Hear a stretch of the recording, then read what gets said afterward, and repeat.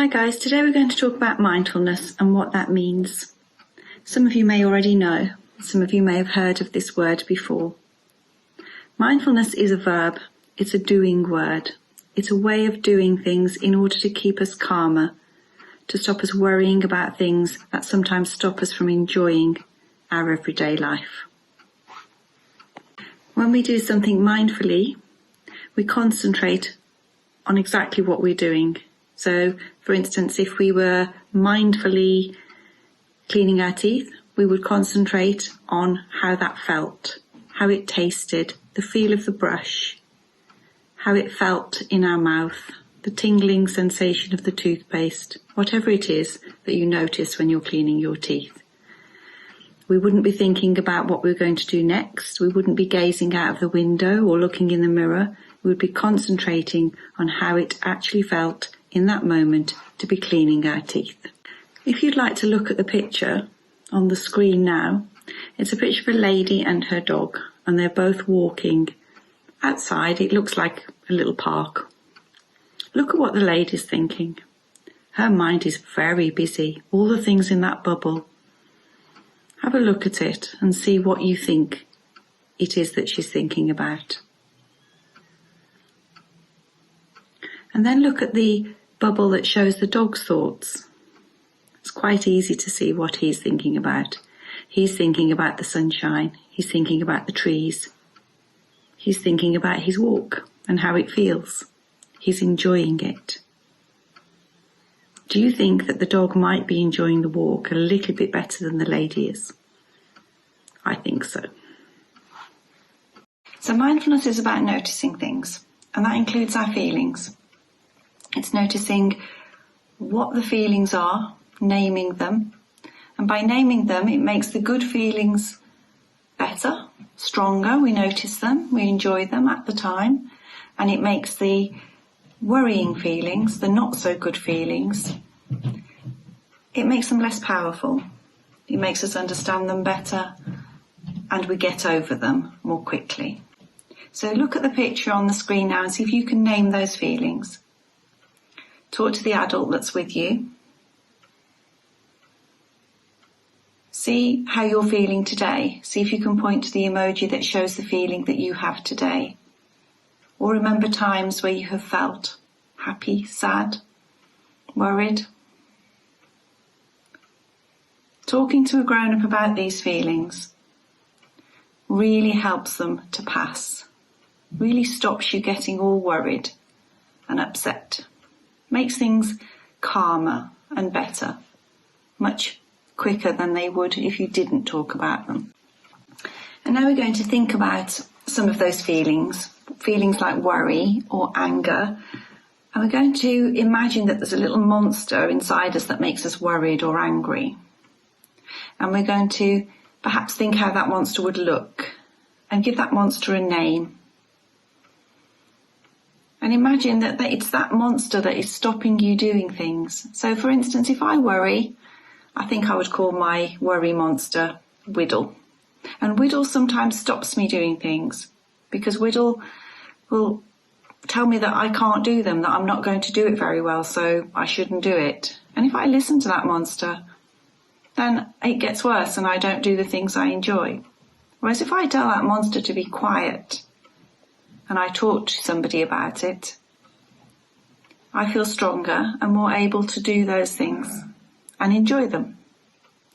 Sometimes we are worried, but we don't let that monster take control of us. We take control. We can decide how to behave, who to talk to, and not let that monster control us. And the same goes for the angry monster. A lot of people have an angry monster that comes out when they get frustrated or upset and things annoy them. Their brothers or sisters get on their nerves, irritate them, or maybe someone at school. But if we step back and stop and think and decide that we're going to not let that angry monster control us, we do feel much better about ourselves. So have a think about how your little monster would look. Think about whether you're more likely to have a worry monster or an angry monster, or sometimes both. Maybe after this session, draw one, see how it would look and give it a name.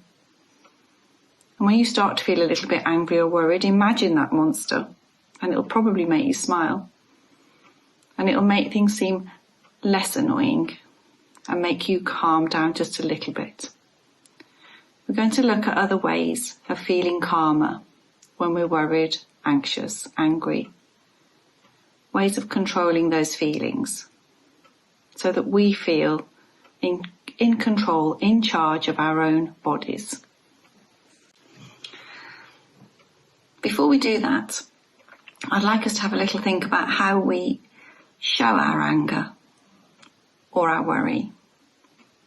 There are different types of ways of showing it, and we are all different. So some of us will keep those feelings in, almost to the point we feel we're going to explode. We don't tell anybody anything. We don't even listen to ourselves. We don't even talk to ourselves about it. We just keep those feelings really inside us. They don't make us feel good. Some people just pretend nothing's wrong, carry on as if there's nothing happening. Somebody will say, "Oh, what's the matter with you? Are you okay?" And you'll say, "Yes, I'm fine." And you carry on. But then one day it all catches up with you and those feelings do have to come out. Some people just let those feelings out straight away, like they explode and they shout and they scream. So we're all different. Have a think about how you are. Do you keep those feelings in? Do you pretend they're not there? Or do you really explode straight away without thinking? By looking at how we react, it can help us understand ourselves and perhaps work out a calmer, better way to be, using some of the techniques that we're going to look at next. One of the things we can do to calm ourselves is to draw or colour, especially those colouring books that are meant to help us relax, the ones that are a little bit more complicated, the ones we have to think about. Because when we're thinking about something and we're concentrating, we automatically feel calmer. The other thing we can do is, if we're feeling really frustrated and really worried about something, we can get a piece of paper and a pen, and instead of writing with the hand we usually use, we'll swap hands, put it in the other hand and try and draw some circles. Try and write your name or draw a picture using the hand you wouldn't normally use. And because you're using the hand you wouldn't normally use, you have to really think about it. And when you're doing this, really thinking about something, it does help you to calm down. There are other activities, other arts and crafts that you can do that have the same effect. Jigsaw puzzles, making things, but drawing and writing really do help. That's one of the things you can do when you're feeling a little bit frustrated to help you feel a little bit calmer. Why don't you practice that later? Do a nice picture using the wrong hand. It will be interesting.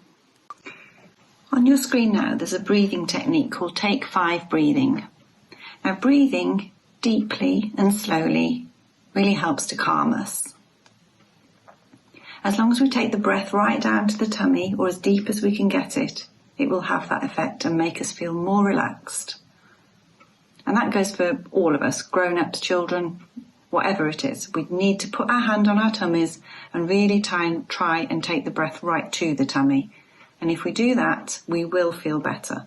We'll feel better because we're concentrating on the breath, and we'll also feel better because we're taking nice deep breaths, lots of oxygen, which helps to calm us down.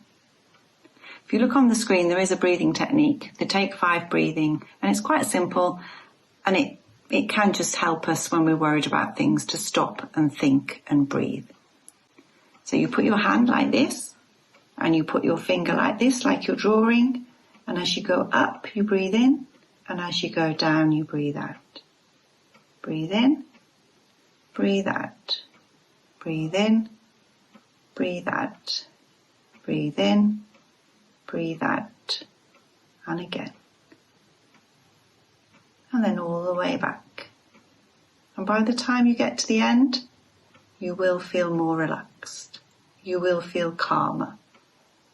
So next time you feel like you're going to explode or you're getting anxious, just try and stop and think and breathe.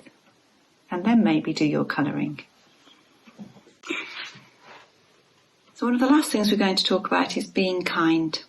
Mindfulness encourages us to be kind. It also encourages us to be grateful. Who do you think is the most important person to be kind to? I can imagine that you're thinking, I need to be kind to the people that look after me, at home, at school. I need to be kind to my teacher, my mummy, daddy, granny, auntie, uncle. And yeah, you should be kind to all those people. But it's very difficult to be kind to all those people if you're not kind to yourself first. We need to look after ourselves, to give us time to relax, time to think about how we feel, to make sure we feel the best we can feel. And when we feel the best we can feel, it's much easier to be kind. Kind to our friends. There'll be less arguments, our brothers, sisters. Be kind to yourself first. Learn how to be kind to yourself. And then, hopefully, it will be easier to be kind to others. Gratitude is about noticing the things that you have that are good, the people that love you, a home to live in, maybe the sun shining. Maybe you've done something nice that day, or just had a good cuddle. Anything that you can think of in your day that has been a good thing. Sometimes it's good when you go to bed to think of 3 or 4 things that have been really nice about that day, and really think about those things. And when you sleep, you'll sleep better and calmer, because you'll go to sleep thinking about those good things. So guys, what I would like to do to finish up today is a short meditation on loving kindness. Meditation means really thinking about something in a peaceful, quiet environment, concentrating on your breathing and letting yourself really relax and focus on the words that are being spoken. So if you can, I'd like you to sit, maybe cross-legged on the floor or nice and straight on a sofa or a chair. Any way that you're comfortable really, but in a way that you're thinking about. So nice and straight-backed, not slouched. And close your eyes and put your hands on your lap or to your side. And now breathe really deeply and slowly in through your nose, long and slow, like so, and then out through your mouth, again long and slow. Keep doing that for a little while, having your eyes closed, your hands by your side or on your lap, sitting nice and still.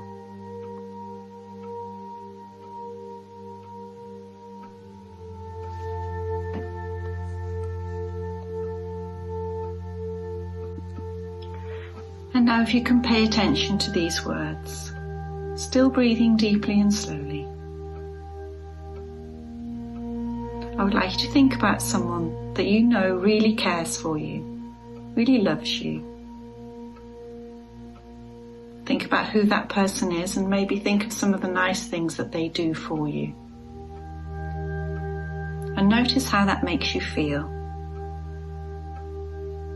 Maybe you have a nice, warm, comfortable feeling. You feel safe.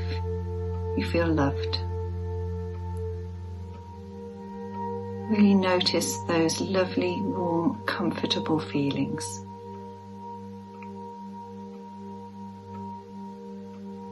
And then as you notice those feelings, I want you to say these words in your mind to yourself. May I be safe. May I be healthy and strong.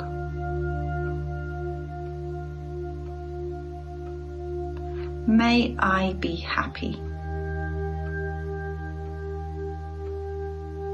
May I be loved.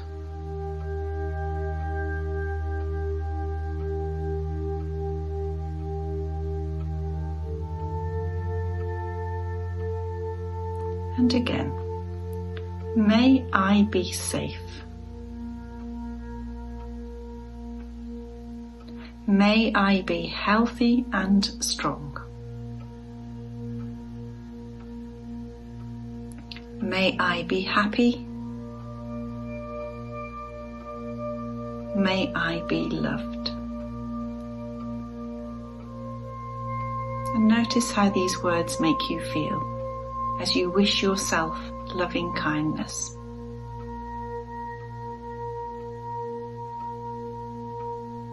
And now that you have wished yourself loving kindness, maybe you can offer it to someone else. So now think about someone that you would like to offer loving kindness to. Maybe someone who is really special to you. Someone in your family or a friend. And now say these words to yourself. May you be safe. May you be healthy and strong. May you be happy. May you be loved.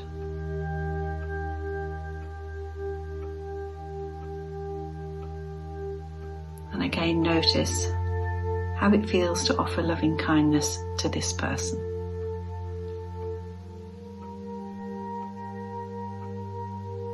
And now we're going to offer loving kindness to everyone we know. It can be people, school, home, maybe even the whole world, including animals, whatever you want it to be. And we say these words. May we be safe. May we be healthy and strong. May we be happy. May we be loved. Just sit quietly, breathing deeply and slowly for a moment or two. Noticing the feelings that you have when you offer loving kindness to yourself and everyone around you.